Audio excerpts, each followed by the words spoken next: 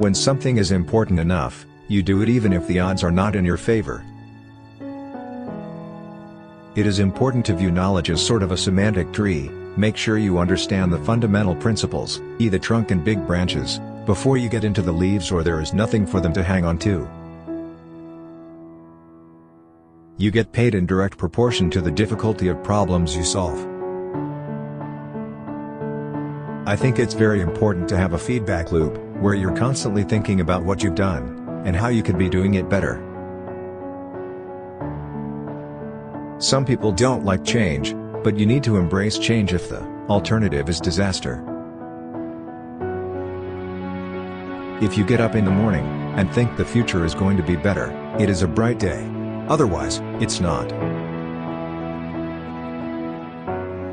Don't confuse schooling with education. I didn't go to Harvard, but the people that work for me did. You want to have a future where you're expecting things to be better, not one where you're expecting things to be worse. Great companies are built on great products.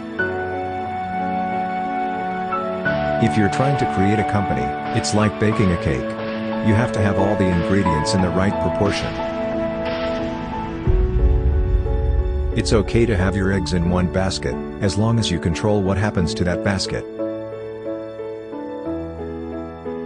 The first step is to establish that something is possible, then probability will occur.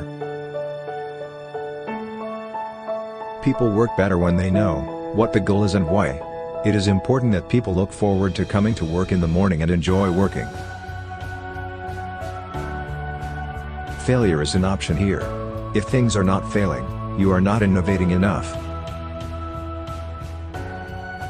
I think it's very important to have a feedback loop, where you're constantly thinking about what you've done, and how you could be doing it better. My motivation for all my companies has been to be involved in something that I thought would have a significant impact on the world. I don't create companies for the sake of creating companies, but to get things done. I wouldn't say I have a lack of fear. In fact, I'd like my fear emotion to be less because it's very distracting and fries my nervous system. You have to say, well, why did it succeed where others did not? I think we have a duty to maintain the light of consciousness, to make sure it continues into the future. Starting and growing a business is as much about the innovation, drive, and determination of the people behind it as the product they sell. There's a tremendous bias against taking risks. Everyone is trying to optimize their ass covering. I think it would be great to be born on Earth and die on Mars. Just hopefully not at the point of impact. I came to the conclusion that we should aspire to increase the scope and scale of human consciousness in order to better understand what questions to ask.